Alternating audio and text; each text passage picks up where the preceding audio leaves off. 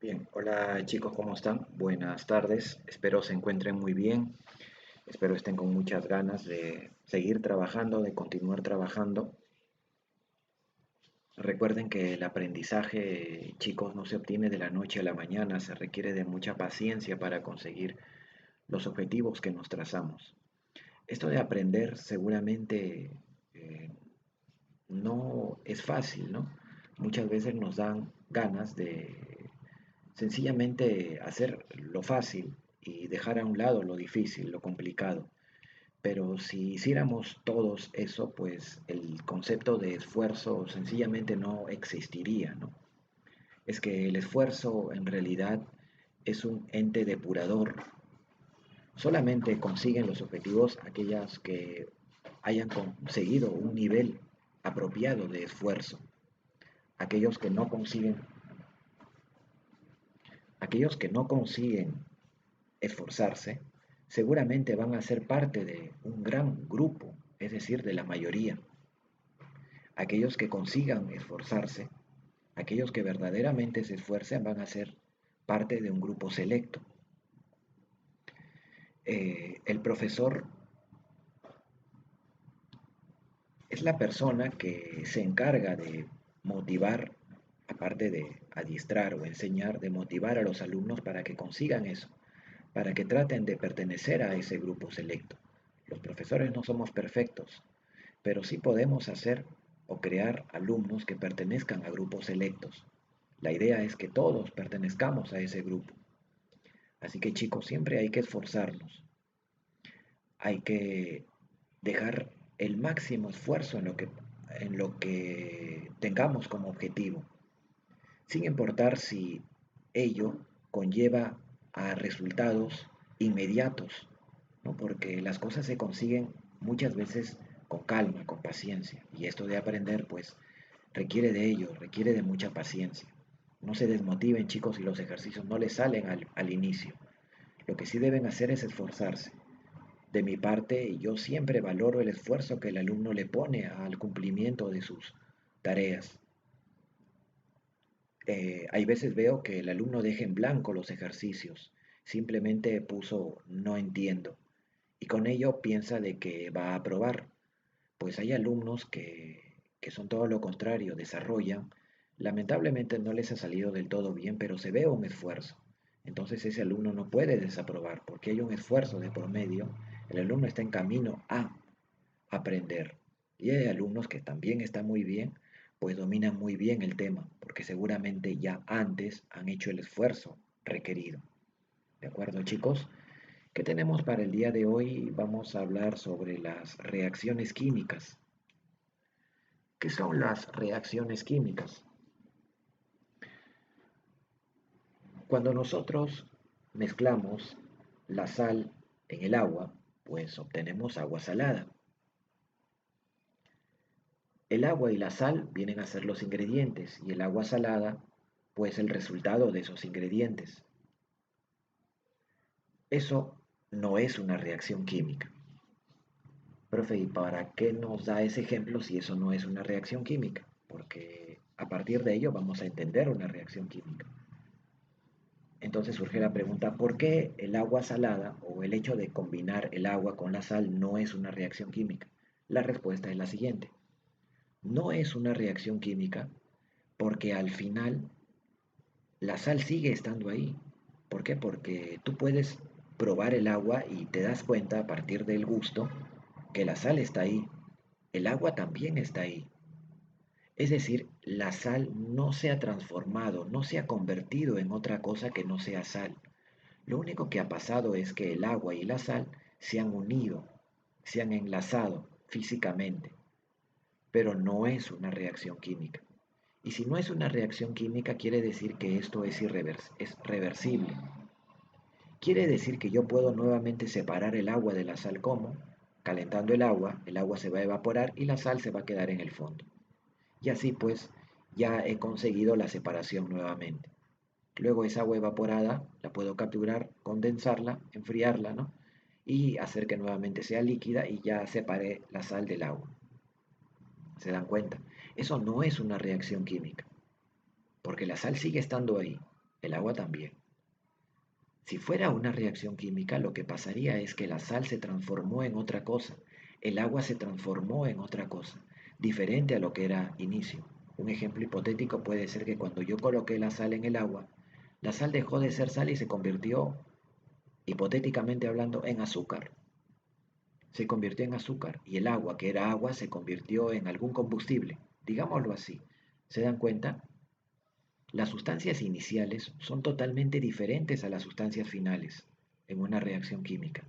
Las propiedades que tenían las sustancias al inicio son completamente diferentes a las propiedades o características que tienen las sustancias al final.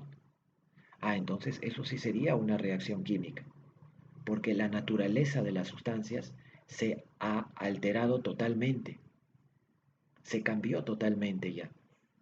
Y además, una vez que yo obtengo nuevas sustancias a las que se les llama productos, esos productos no pueden volver a ser lo que eran al inicio. Por ejemplo, si ahora obtengo como productos azúcar y combustible a partir del agua y de la sal, pues yo no puedo volver a hacer que el azúcar se convierta en sal y que el combustible se convierta en agua. Por eso digo que son irreversibles. Las reacciones químicas son irreversibles, no pueden volver a ser lo que eran antes, ¿sí? Toda reacción química, chicos, es un fenómeno químico. Los fenómenos químicos se fundamentan en las reacciones químicas. En una reacción química, lo que está sucediendo, o mejor dicho, ¿por qué una sustancia se transforma en la otra? Por ejemplo, ¿por qué el agua se transforma en combustible? Lo que sucede es que los átomos, que están unidos mediante enlaces, pues esos enlaces se rompen. Así que lo que pasa es que los átomos quedan libres y al quedar libres buscan enlazarse nuevamente, pero ya no se enlazan con los átomos que estaban al inicio, sino más bien se enlazan con otros átomos. De repente se combinan con los átomos de otras sustancias que también se rompieron sus enlaces y con eso se crean nuevas sustancias. Eso es como si en el aula de clase yo jugaría con ustedes a las reacciones químicas. Así que primeramente les diría, a ver todos ustedes, suponiendo que sean 20 alumnos, así que todos ustedes agrúpense en 5 grupos de 4. Así que cada uno forma su grupo de 4 integrantes. Entonces, ahora cada integrante, cada grupo viene a ser una sustancia inicial, sustancia 1, 2, 3 y 4. Ahora suponiendo que les diga, ahora lo que quiero es que se rompa el enlace de cada una de las sustancias, por lo que los átomos, que vienen a ser los alumnos, empiecen a separarse de sus grupos. Y ahora quiero que ustedes, que son los átomos, empiecen a alborotarse. Como están sin sus respectivas sustancias, son inestables y empiezan a alborotarse entre ustedes. Ahora quiero que se vuelvan a juntar en grupos de 4, nuevamente 5 grupos de 4, pero que se junten como ustedes quieren, al azar. Así que cada integrante de grupos diferentes se van a unir con otros grupos, por lo que los grupos finales, que van a ser los productos, ya no van a ser igual a los grupos iniciales.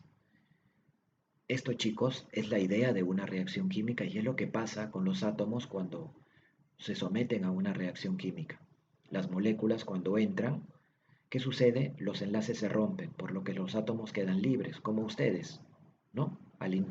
Luego de que yo les dije que se separaran, los átomos quedan libres, pero luego los átomos se van a unir, pero a otros átomos, formándose nuevos grupos, formándose nuevas moléculas, y así se consolida la reacción química. ¿De acuerdo? Bien, a esa nueva formación de grupos se le llama reordenamiento.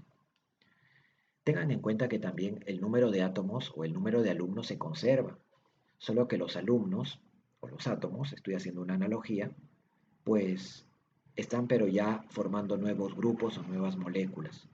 Lo mismo pasa, chicos, ¿de acuerdo? No se vayan a olvidar. He querido hacer esa analogía para que se den cuenta y tengan una idea de lo que trata una reacción química.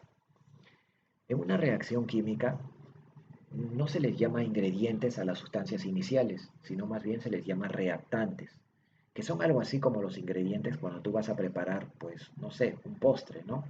Necesitas de ingredientes como harina, necesitas huevos, necesitas azúcar, ¿no? Son tus ingredientes.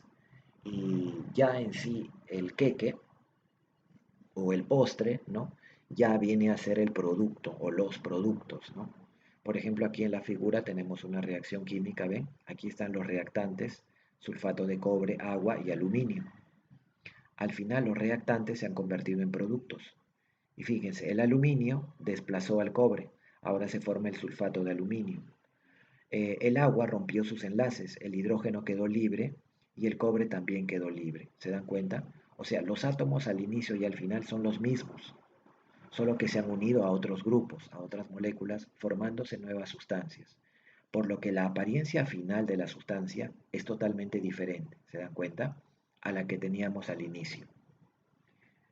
Son totalmente diferentes a lo que teníamos al inicio, fíjense, ¿no? Bien, ya está. Eh, bueno, no vamos a hablar mucho de esto. Evidencias de la ocurrencia de una reacción química. ¿Qué son evidencias? Es algo observable, algo medible, algo que puedes sentir o ver. Mm, Por ejemplo, cuando los plátanos que tú compras del mercado frescos empiezan a ya querer malograrse, lo primero que hace es cambiar la apariencia de la cáscara, ¿no? Entonces cambia, por ejemplo, el color de la cáscara ha cambiado. Ya eso es una evidencia de una reacción química. Si lo pruebas, pues efectivamente no tiene el mismo sabor, ha cambiado. Y el otro también es el olor. Un plátano que tiene varios días de maduro no huele igual a un plátano recién extraído de la planta. Así que cuando percibimos un cambio en el olor, en el sabor o en el color, ya estamos hablando de una evidencia de una reacción química. Cuando como consecuencia de combinar dos sustancias se liberan gases, también se está hablando de una reacción química. Por ejemplo, cuando nos olvidamos la leche encima de la mesa y pasan 2 días, 3 días, empiezan a liberarse gases. Como consecuencia de la combinación del oxígeno con la lactosa, se oxida y empiezan a producirse gases. Gases malolientes, por cierto. Formación de precipitados. Si vemos en la figura, tenemos de repente una solución, digamos que tenemos una solución de, a ver, podría ser de sulfato de litio aquí, una solución de sulfato de litio. Y le agregamos aquí cierto ácido. Al agregar cierto ácido a esta solución, se va a formar en el fondo del recipiente, claro, aquí todavía no se ve porque recién va a ocurrir la reacción química, en el fondo de la solución, aquí en el fondo, se va a ver un sólido como arenilla, que puede ser color anaranjada, color marrón generalmente. Esa arenilla se le llama precipitado. Un precipitado también es una evidencia de una reacción química y es un sólido, mucho más denso que la solución, por eso se va al fondo. Un precipitado es un sólido entonces que se forma como consecuencia de una reacción y también es una evidencia. Ah, me estaba olvidando, la liberación o absorción de calor. Eh, Miren, por ejemplo, cuando yo hago una combinación entre el ácido muriático y el aluminio, cuando yo coloco bolitas de papel aluminio dentro de un recipiente que contiene ácido muriático o ácido clorhídrico que he comprado del mercado, lo pongo en un recipiente, a los minutos, voy a ver cómo la temperatura de la solución va a ir incrementándose. No es que lo esté calentando, sencillamente como consecuencia de la reacción química que está ocurriendo en este momento entre el aluminio y el ácido, es que la temperatura va incrementándose. ¿Qué quiere decir eso? Que al tocar el recipiente pues está caliente, ¿no? Quiere decir que se está produciendo calor. Se está produciendo calor. Una misma reacción química también puede producir calor, ¿no? Puede producir calor y con ello liberar calor hacia el ambiente. Así que la producción de calor o la liberación de calor hacia el ambiente es también una evidencia de una reacción química. ¿De acuerdo? Hay sustancias que cuando reaccionan se enfrían, o sea, la temperatura ya no aumenta, sino disminuye. A eso se le llama absorción de calor del ambiente. Así que cuando se absorba calor, cuando se enfría o cuando se calienta, Pues sencillamente vamos a ver también o a hablar también de una evidencia de una reacción química. Una ecuación química viene a ser la representación de una reacción química. Una ecuación química es la representación de una reacción química. Por ejemplo, acá tenemos la reacción química del sulfato de cobre con el aluminio. Se coloca aluminio y se coloca sulfato de cobre en un recipiente, dando como resultado la producción de sulfato de aluminio y de cobre.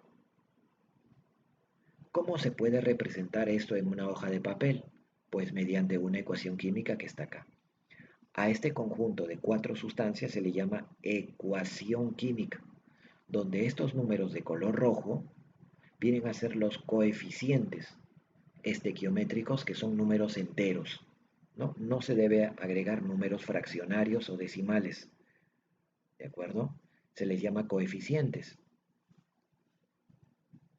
Cuando no se agregó ningún número aquí, al costado, se entiende que es 1. No se debe agregar coeficientes en medio de la fórmula química. Por ejemplo, entre el cobre y el azufre, yo no podría agregar un número, no se puede. Los números se agregan al inicio de cada fórmula química. Por ejemplo, aquí no puedo agregar, acá tampoco no, sino al inicio. 3, 2, 1 y 3. ¿De acuerdo? Tampoco se agregan subíndices como 4, 2. Esto ya es parte de la fórmula o de la sustancia química. Estos paréntesis que están acá donde dice AC, quiere decir medio acuoso. Quiere decir que el sulfato de cobre, que es un sólido, se ha mezclado con el agua. Por eso es una solución. El aluminio está en estado sólido, por ejemplo, pelotitas de aluminio, de papel aluminio. Esto está disuelto en el agua también, y esto el cobre está sólido. ¿De acuerdo? La S, por ejemplo, acá dice fase sólida. Eh, Acuoso no es tanto una fase, sino más que todo se refiere a una mezcla entre el sólido y el agua, ¿no? Por ejemplo, cloruro de sodio mezclado con agua se llama cloruro de sodio acuoso, en otras palabras, agua salada. Bien, vamos a hablar algunos tipos de las reacciones químicas como para terminar.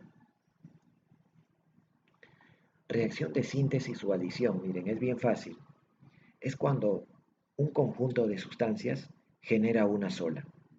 Cuando un conjunto de sustancias genera una sola. En general, cuando A más B más C genera un solo producto, una sola sustancia, ¿se dan cuenta?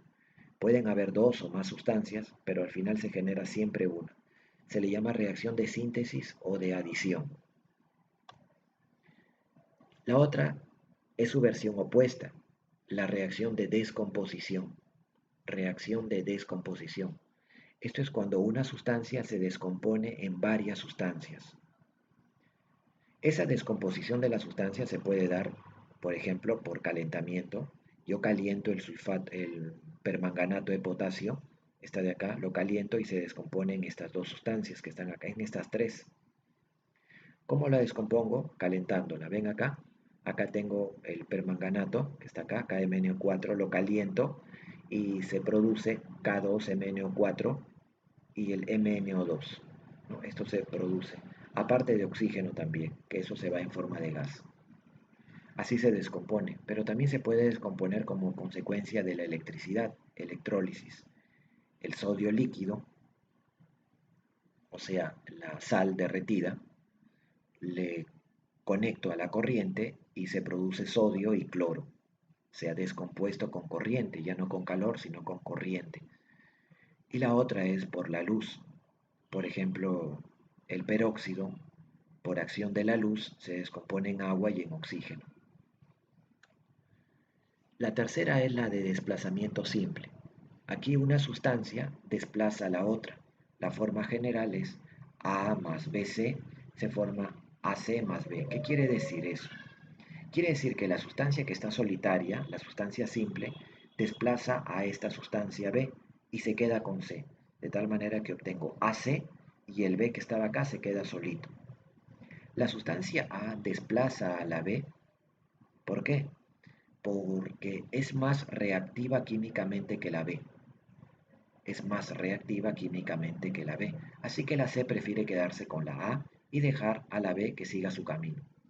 Miren, por ejemplo, el zinc con el HCl. El zinc va a desplazar al hidrógeno, su A, y lo retira. Así que se forma el ZnCl. No se preocupen chicos si aquí solamente hay uno y aquí hay dos. Eso no es parte ahora de nuestro, de nuestro entendimiento. Simplemente entendamos cómo es una reacción de desplazamiento simple. ¿Sí? Cómo se desplaza el hidrógeno por el zinc. Y al final el hidrógeno se queda solito. Y acá vemos varios tipos, ¿no? El aluminio desplaza al cobre y el aluminio se queda con el SO4. El cobre se queda solito. El sodio desplaza al hidrógeno, así que se queda el NaOH. Y el hidrógeno se queda solito. La otra reacción es la de doble desplazamiento. En este caso, las sustancias van a intercambiar entre sí. Fíjense, por ejemplo, acá tengo dos sustancias compuestas donde A va a intercambiar con C o C intercambia con A. Por ejemplo, C intercambia con A, así que C se va a quedar con B, aquí está. C se queda con B y A se queda con D. ¿Se dan cuenta? Intercambian parejas, por así decirlo nada más. Miren, por ejemplo, cómo intercambia el plomo con el potasio. El plomo se queda con el yodo, aquí está. Y el potasio se queda con el NO3. ¿Se dan cuenta? El Na intercambia con el potasio. El potasio se queda con el NO3, aquí está. Y el Na se queda con el Cl. ¿Se dan cuenta cómo intercambian los dos?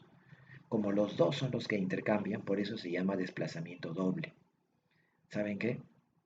En un desplazamiento doble participan únicamente sustancias compuestas, mientras que en un desplazamiento simple, una sustancia es una sustancia simple, es decir, formada solamente por un elemento químico. ¿Te das cuenta? Puede ser zinc, aluminio, sodio, cloro, pero solamente un elemento químico.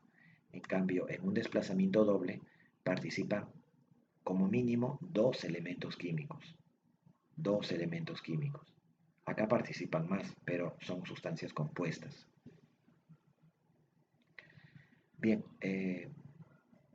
por ejemplo, todas las reacciones químicas de precipitación y de neutralización se les llama de desplazamiento doble. A todas ellas se les llama de desplazamiento doble.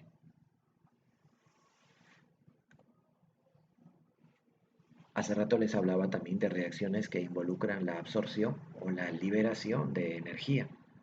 Es decir, hay reacciones que son endotérmicas y reacciones que son exotérmicas. Una reacción es endotérmica cuando al compuesto se le tiene que entregar calor para que pueda, por ejemplo, descomponerse o reaccionar. Por ejemplo, el carbonato de calcio no podría producir óxido de calcio y CO2 si es que yo no le entrego calor en forma de energía, o energía en forma de calor, mejor dicho.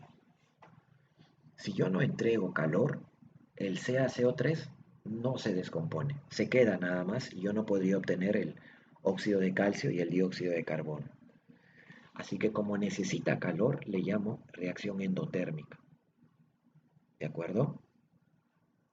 Y como necesita calor, digo que la entalpía, a esto se le llama entalpía, ¿sí? Se le llama así, entalpía. Entalpía positiva, o sea, mayor que cero. Yo lo puedo escribir así también, pero digo que la entalpía es más 177,8 kilojoules por cada mol. ¿De acuerdo? Esa sería su entalpía. No te vayas a olvidar. Una reacción endotérmica entonces es la que necesita de calor para que se produzca la reacción. En cambio, una reacción exotérmica es todo lo contrario, es una reacción que libera calor.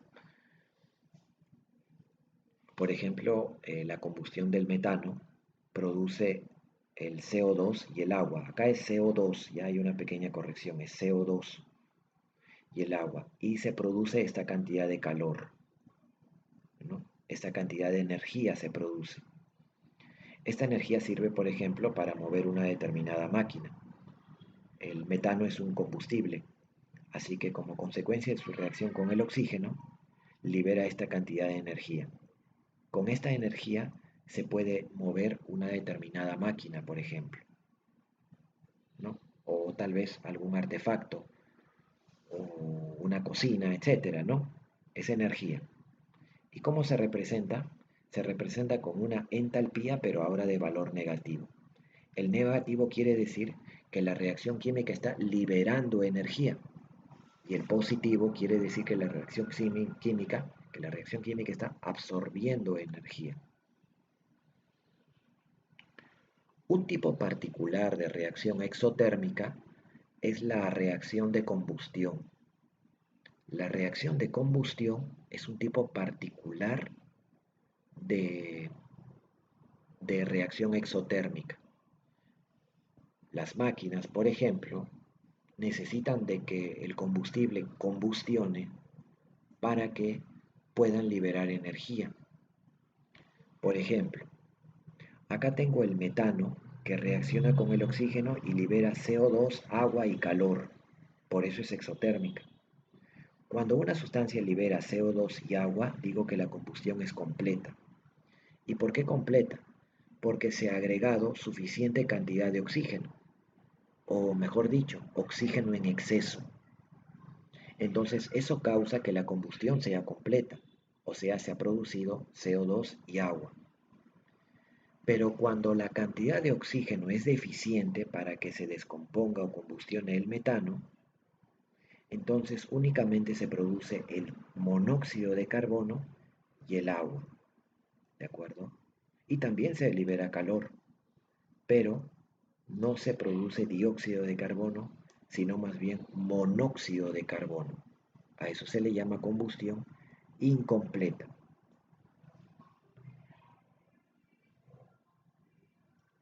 La idea es que las máquinas no liberen monóxido de carbono, por eso la cantidad de oxígeno debe ser la suficiente. Cuando una máquina tiene el carburador en mal estado, entonces empieza a captar muy pocos niveles de oxígeno. Al capturar muy pocos niveles de oxígeno, lo que libera al ambiente ya no es dióxido, sino grandes cantidades de monóxido, contaminando el ambiente. Nosotros, por ejemplo, somos máquinas orgánicas, por así decirlo, y también producimos energía, ¿no? A partir de lo que nos alimentamos. Pero la combustión que hacemos es combustión completa. Es decir, liberamos CO2 al ambiente, no monóxido de carbono. ¿De acuerdo? Bien, chicos, hemos visto varias reacciones químicas. A ver, vamos a repasarlas. La primera reacción que vimos es la reacción de adición, donde A más B más C producía una sola sustancia. La siguiente es la opuesta, la de descomposición, donde una sustancia se descomponía en varias sustancias. La otra fue la reacción de desplazamiento simple, donde una sustancia simple desplaza a otra sustancia que está unida, ¿no?, en un compuesto. Y la otra era desplazamiento doble, en la cual las sustancias intercambian lugares. La otra fue las reacciones exotérmicas y endotérmicas. Una reacción es endotérmica cuando necesita de calor para que se produzca. Y otra reacción es exotérmica cuando libera calor cada vez que ocurre la reacción química. La otra reacción, y es una reacción especial, es una reacción exotérmica especial, es la reacción de combustión, que puede ser combustión completa cuando se produce CO2, agua y energía, y eso se debe a que se ha capturado oxígeno en exceso, mucho oxígeno. Y la otra es una reacción de combustión incompleta, que también es exotérmica, solo que ha ocurrido con poco oxígeno, por lo que se libera monóxido de carbono y agua, además de energía.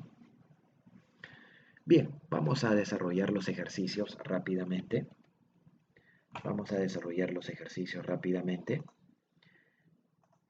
A ver, ¿qué tenemos por acá? Nuestra clase es prácticamente teórica, chicos. Miren. A ver, dice. Explica las siguientes proposiciones. Durante una reacción química se, se forman nuevos elementos químicos. Verdadero. ¿Y por qué es verdadero? A ver, vamos a ver. Verdadero porque se rompen los enlaces químicos, dando lugar a la formación de nuevas sustancias. Ya está. Ya está. Ahí lo dejo escrito entonces.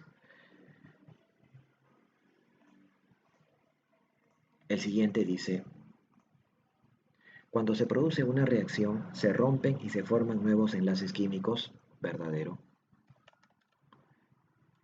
Verdadero. Ya que de esa manera, bueno, es al revés, ¿no? Ya que de esa manera se forman nuevas sustancias. En toda reacción química siempre se van a crear nuevas sustancias. Si no se crean nuevas sustancias, entonces no es reacción química.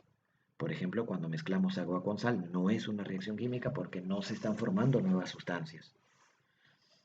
Cuando le echas a tu pan mantequilla, no es una reacción química porque no se están formando nuevas sustancias. Completa.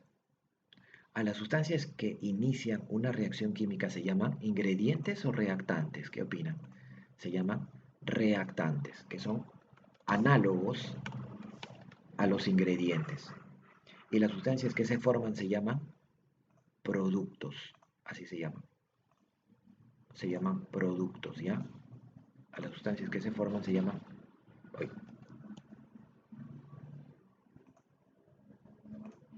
productos. Sin alterar los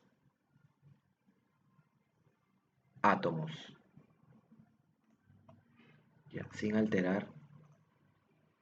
A ver, otra vez ya. A las sustancias que inician una reacción se llaman reactantes y las sustancias que se forman se llaman productos sin alterar los átomos, ¿no? Los contenidos, o sería sin alterar las cantidades de átomos. Sin alterar, esto lo voy a borrar. Ya, sin alterar las cantidades de átomos. Siguiente. Clasifica la siguiente reacción. Es una reacción, a ver, no puede ser una reacción de adición, porque en una reacción de adición solamente está un solo compuesto. Se puede ver que el cobre está desplazando al hidrógeno. Eso se puede ver. Por esa razón entonces, el cobre se queda con el SO4 y el hidrógeno se queda solito. Se llama desplazamiento simple. ¿De acuerdo? Es una reacción de desplazamiento simple. Chicos, las reacciones redox no las vamos a estudiar por ahora. Ya las he puesto, pero el tiempo no nos va a dar para estudiar a las redox. Los vamos a estudiar la próxima clase por separado. Creo que les he dejado un pequeño trabajito sobre redox. Lamentablemente lo voy a todavía dejar en pausa, es decir, no lo van a hacer porque no les voy a explicar todavía lo de redox, ¿ya? Entonces, ¿es una reacción de desplazamiento? Sí. ¿Es descomposición? Esto no lo vamos a hacer. ¿Es de descomposición? Ah, recuerden que una de reacción de descomposición es que una sola sustancia, o sea, un reactante debe haber acá, no dos. Así que definitivamente no es descomposición. Bien, entonces, ¿es desplazamiento de redox? No sabemos todavía. Ya lo vamos a estudiar más adelante. Representa la reacción de combustión completa del gas butano. Mira, como dice ahí combustión completa de un gas, toda reacción de combustión necesita primero de un combustible. Él es el gas butano. El gas butano es parte de la mezcla de gases que hay, por ejemplo, en tu balón de gas, ¿no? O también el gas de los encendedores, también parte es butano. Ya está, C4H10. Este combustible necesita primero de oxígeno, O2. Estoy haciendo la combustión completa de oxígeno en exceso. ¿Y qué se va a producir? Uy, disculpen chicos, en realidad es el mouse que se está acabando su pila. Se va a producir, ahora se va a producir CO2 Como es una combustión completa, CO2, no monóxido, sino dióxido y también agua. Y aparte de producirse agua, se va a producir, se va a producir energía, que lo voy a poner únicamente con la letra E de energía. Ya está.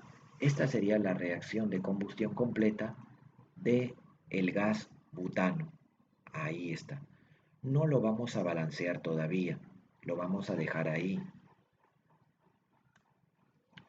Describe el tipo de reacción.